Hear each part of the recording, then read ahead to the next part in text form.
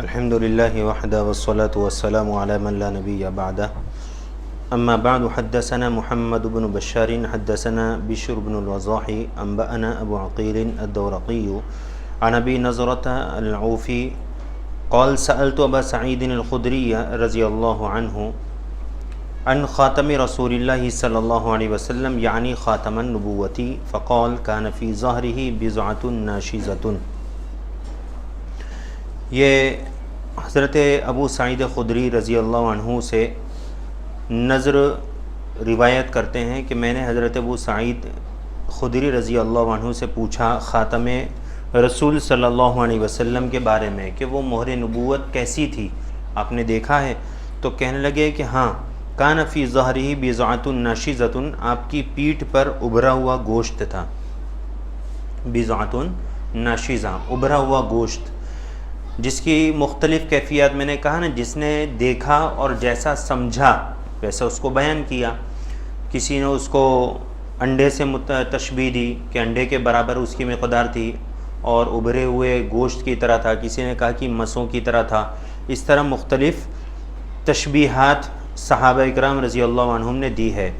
حدثنا ابو العاشعث احمد بن المقدامي العجلي البصري حدثنا حماد بن زيد اخبرنا عاصم الاحول عن عبد الله بن السرجس قال اتيت رسول الله صلى الله عليه وسلم وهو في ناس من اصحابه فدرت هكذا من خلفه فعرف الذي اريد فألقى الرداء عن ظهره فرأيت موضع الخاتم على كتفيه مثل الجمع حولها خيلان كأنها ثآليل فرجعت حتى استقبلته فقلت غفر الله لك يا رسول الله فقال ولك فقال القوم استغفر لك رسول الله صلى الله عليه وسلم فقال نعم ولكم ثم تلا هذه الآية واستغفر لذنبك وللمؤمنين والمؤمنات. حضرت عاصم احول حضرت عبداللہ ابن سرجس سے روایت کرتے ہیں. عبداللہ ابن سرجس فرماتے ہیں کہ میں رسول اللہ صلی اللہ علیہ وسلم کے پاس اس وقت حاضر خدمت ہوا جب رسول اللہ صلی اللہ علیہ وسلم صحابہ کے درمیان تشریف فرما تھے. تو فرماتے ہیں کہ میں رسول اللہ صلی اللہ علیہ وسلم کے ارد گرد چکر لگانے لگا. فدرت ہاکدا، یہ جو بیان کر رہے ہیں نا وہ اشارہ کر کے بتا رہے ہیں، بلکہ اشارہ نہیں کر کے بتلا رہے ہیں کہ میں اللہ کے رسول صلی اللہ علیہ وسلم کے ارد گرد چکر لگا رہا تھا.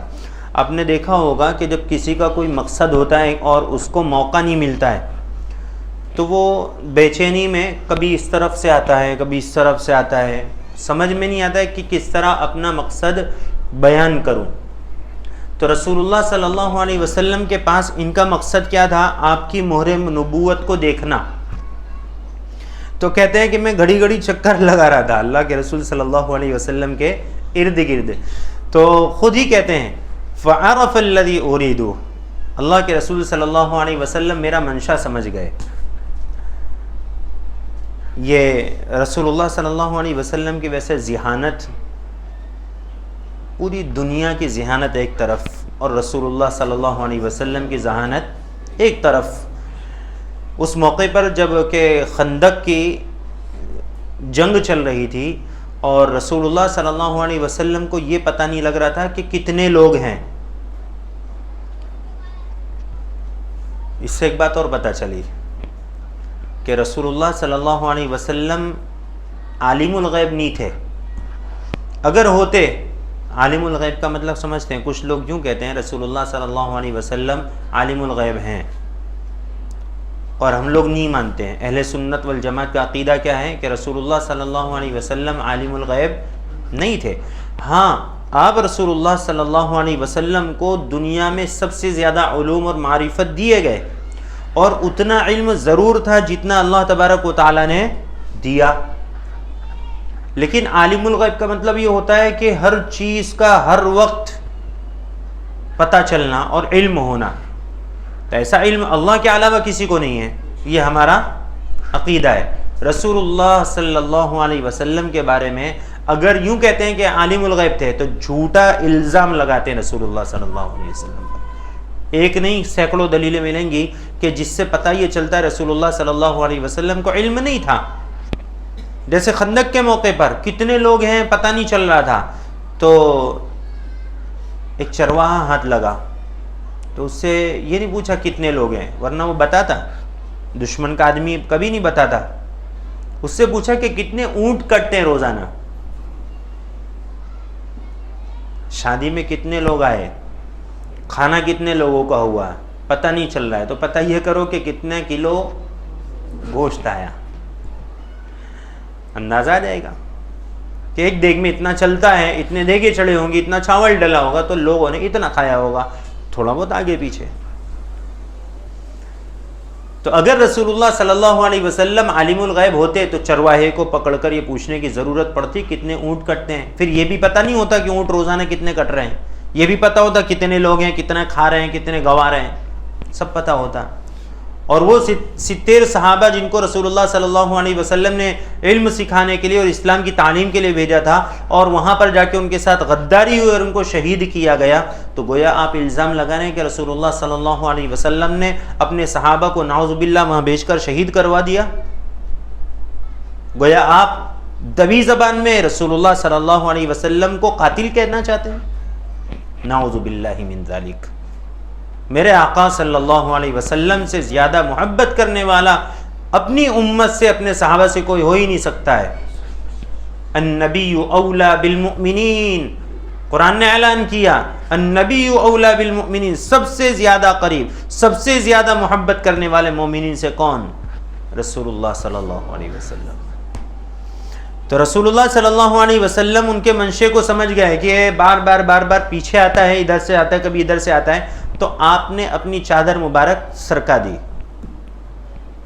دیکھ لیا انہوں نے مہر نبوت۔ رسول اللہ صلی اللہ علیہ وسلم فالق الرداء، آپ علیہ الصلوۃ والسلام نے چادر عن ظہری اپنی پیٹھ سے ہٹا دی، فرأیت موضع الخاتم، تو وہ کہتے ہیں حضرت عبداللہ ابن سرجس کہ میں نے رسول اللہ صلی اللہ علیہ وسلم کے مہر کی جگہ کو دیکھا، علی کتفیہ، آپ کے شانوں کے درمیان تھی، مثل الجمع حولہا، انہوں نے پھر یوں مٹھی بن کر کے بتائی کہ وہ ایسی تھی، ایسی، یعنی اصل میں یہ بتانا چاہتے ہیں کہ کچھ حصہ ابھرا ہوا ہے، کچھ دبا ہوا ہے، تو وہ گوشت کا حصہ بھی ابھرا ہوا ہے اور کچھ جگہ سے دبا ہوا تھا، اور وہ جو لکھا ہوا تھا اس کو گویا وہ اشارے سے بتا رہے ہیں کہ گویا کچھ جگہ جو دبی ہوئی ہیں، کچھ جگہیں دبی ہوئی ہیں، کچھ جگہ ابھری ہوئی ہیں، اس طرح تھی۔ اور فرماتے ہیں حولہا خیلان، اور اس کے ارد گرد گویا تل تھے، تل،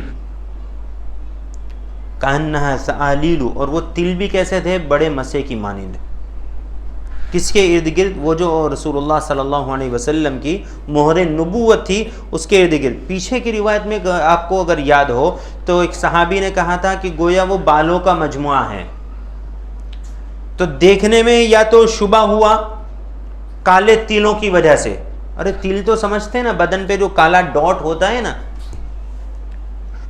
کسی کی ناک پہ، کسی کے پیشانی پہ، کسی کے گال پہ، کسی کے ہاتھ پر، کہیں بھی ہو سکتا ہے، کسی کے بھی ہو سکتا ہے، تو یہ رسول اللہ صلی اللہ علیہ وسلم کے مہر نبوت کے ارد گرد بتا رہے ہیں، چھوٹے چھوٹے تل کے مانند تھے، اور وہ تل بھی بڑے تھے، گویا کہ مسے ہوں۔ مسا کس کو کہتے ہیں؟ وہی کالا ڈاٹ کبھی بڑا ہوتا ہے، بے جان سا ہوتا ہے بدن پر، تو اس کو مسا کہہ دیتے ہیں۔ فرجعت حتی استقبلت، پھر میں رسول اللہ صلی اللہ علیہ وسلم کی پشت سے پھر کر آپ کے سامنے آیا، فقلت، اور میں نے رسول اللہ صلی اللہ علیہ وسلم سے عرض کیا، غفر اللہ لک یا رسول اللہ، اے اللہ کے رسول صلی اللہ علیہ وسلم، اللہ تبارک و تعالی آپ کی مغفرت فرمائے۔ فقال ولک، رسول اللہ صلی اللہ علیہ وسلم نے فرمایا اور اللہ آپ کی بھی مغفرت فرمائے۔ یہ عرب کا خاص طرز ہے کہ جب ملاقات ہوتی ہے تو ایک دوسرے کو دعائیں دیتے ہیں۔ ہمیں بھی ایک دوسرے سے ملاقات کے وقت میں اللہ خوش رکھے، اللہ آباد رکھے، اس طرح سے دعائیں دینا چاہیے، اللہ آپ کو سلامت رکھے، یعنی سلام تو ہونا ہی چاہیے۔ اس کے علاوہ بھی حتیٰ کہ جب وہ لوگ رخصت ہوتے ہیں تو کہتے ہیں فی امان اللہ کی امان میں آپ خوش و خرم جائیے۔ یہ رسول اللہ صلی اللہ علیہ وسلم اور آپ کے صحابہ کا طریقہ ہے۔ ایسے ہی یہاں پر بھی اللہ کے رسول صلی اللہ علیہ وسلم کے پاس آ کر وہ دعا دے رہے ہیں، غفر اللہ لک یا رسول اللہ، اللہ آپ کی مغفرت فرمائے اللہ کے رسول صلی اللہ علیہ وسلم، تو آپ نے بھی دعا دی، ولک، مختصر سا جملہ. میں نے کہا تھا نا ایک موقع پر کہ آپ کے بڑے بڑے جملے نہیں ہوتے ہیں, چھوٹے جملوں میں پیالے کے اندر سمندر کو سمو دیتے ہیں. بہت لمبی چوڑی بات نہیں فرمائی آپ نے, صرف اتنا فرمایا ولک. ولک کا مطلب کیا ہوا معلوم؟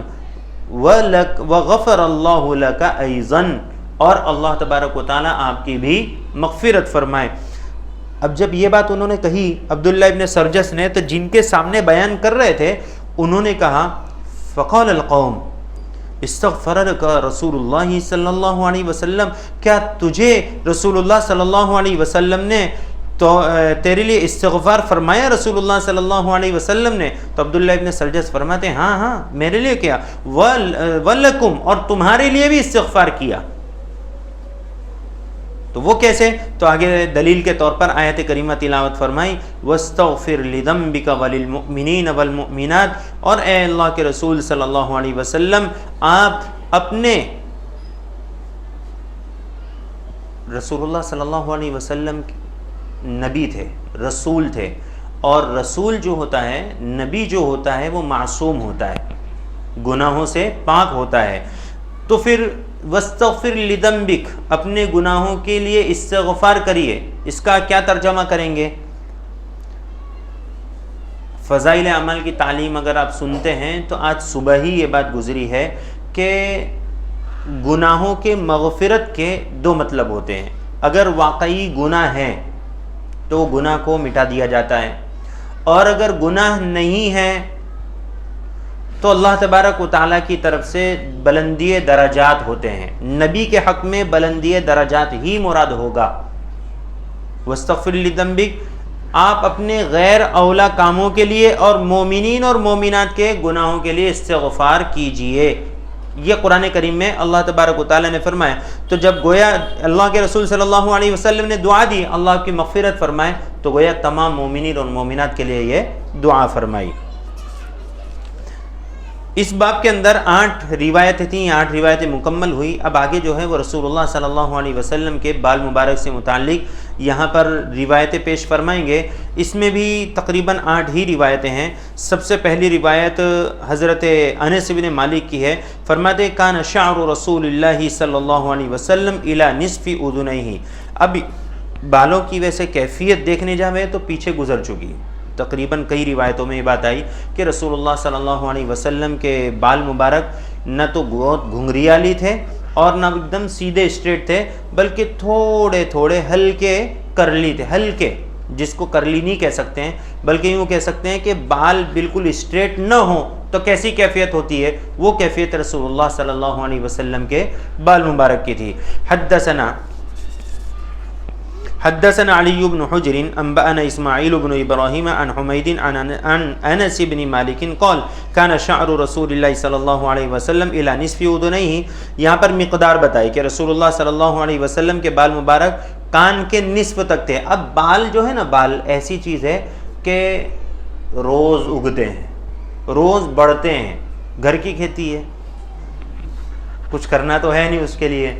تو اللہ کے رسول صلی اللہ علیہ وسلم بھی انسان تھے, آپ کے بھی بال بڑھیں گے. دیکھو یہ بھی ایک مسئلہ ہے. کچھ لوگ یوں کہتے ہیں کہ رسول اللہ صلی اللہ علیہ وسلم نور سے بنے ہوئے تھے, نور سے, اور دلیل کے طور پر دھوکہ دینے کے لیے کہتے ہیں انما انا بشر مثلکم. میں, انما کے مطلب ہے نہیں, میں تمہارے مانند ایک انسان نہیں ہوں. یہ دھوکہ دیتے ہیں وہ لوگ.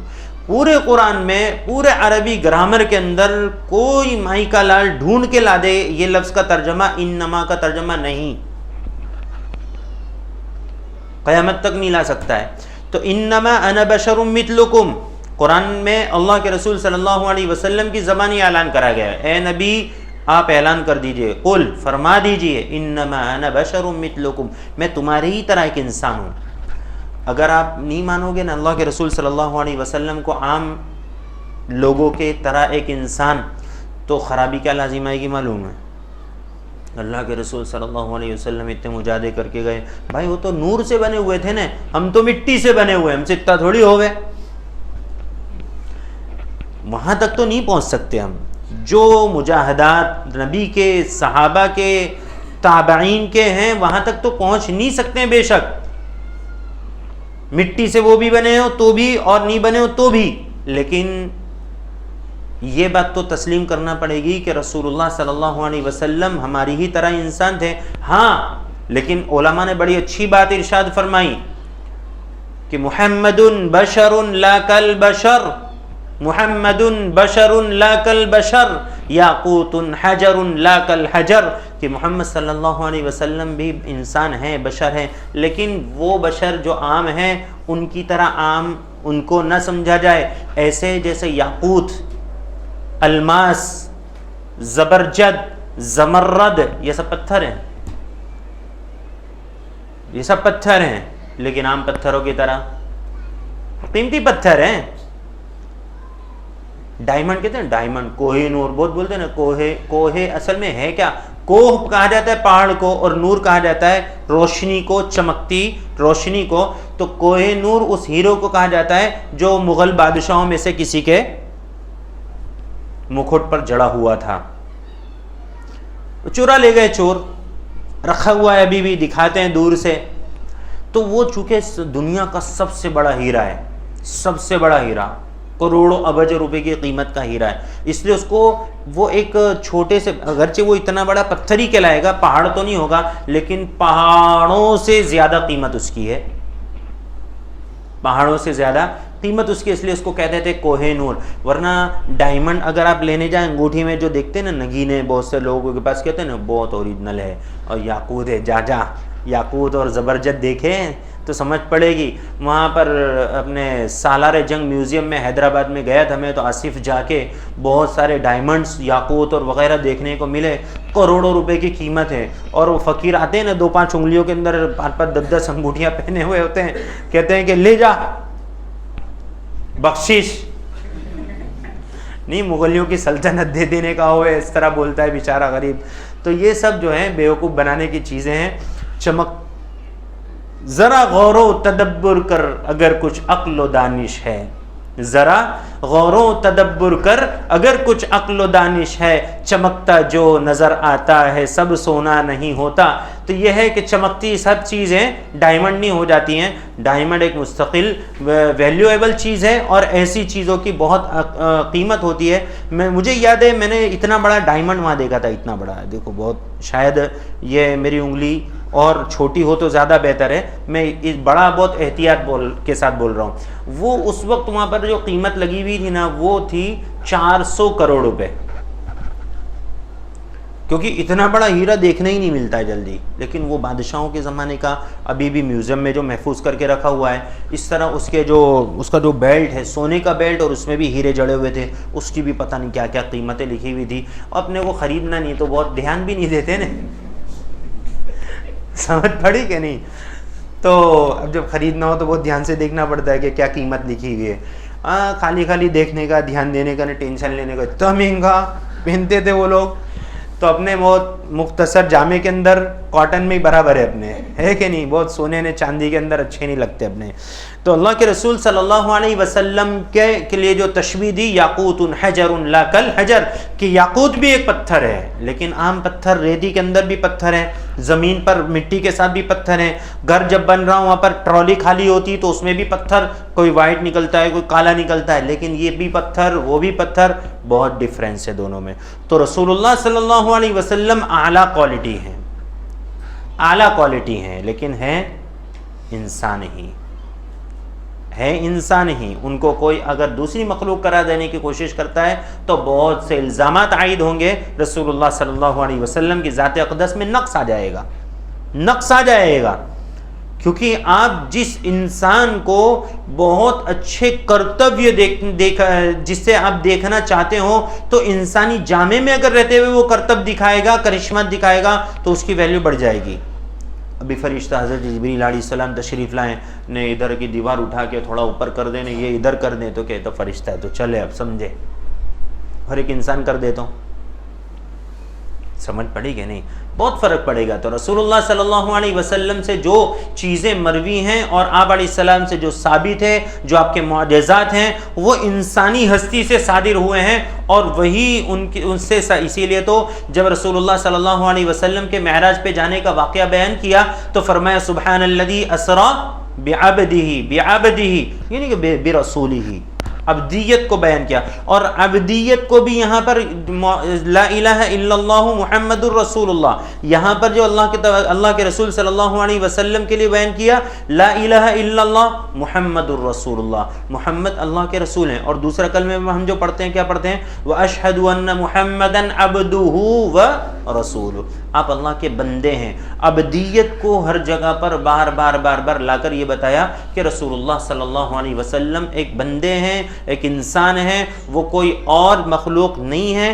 اسی میں ان کی فضیلت زیادہ ثابت ہوتی ہے، کسی اور چیز کے مخلوق ان کو قرار دے کر اگر آپ ان کی فضیلت ثابت کرنا چاہو گے تو تنقیص ہو جائے گی، جو نعوذ باللہ رسول اللہ صلی اللہ علیہ وسلم کے حق میں ہمیں ذرہ بھی گوارا نہیں ہے۔ تو یہ رسول اللہ صلی اللہ علیہ وسلم کے بارے میں فرماتے ہیں، رسول اللہ صلی اللہ علیہ وسلم کے بال بھی انسانوں کی طرح بڑھتے گھٹتے رہتے تھے، تو کبھی صحابہ نے جیسا دیکھا ایسا بیان کیا، کسی کی نظر پڑی کان کے نصف تک وہاں تک بیان کیا، کسی کی نظر پڑی کان کی لو تک وہاں تک بیان کیا، کسی کی نظر پڑی کہ نصف گردن تک وہاں تک بیان کیا، کسی کی نظر پڑی کہ کندھوں تک تو اس نے وہاں کو بیان کیا۔ اس طرح الگ الگ روایتوں میں الگ الگ بال کے سائز بیان کیے جائیں گے۔ اللہ تبارک و تعالی ہمیں اسی طرح بیٹھنے کی توفیق عطا فرمائے۔ وآخر دعوانا الحمدللہ۔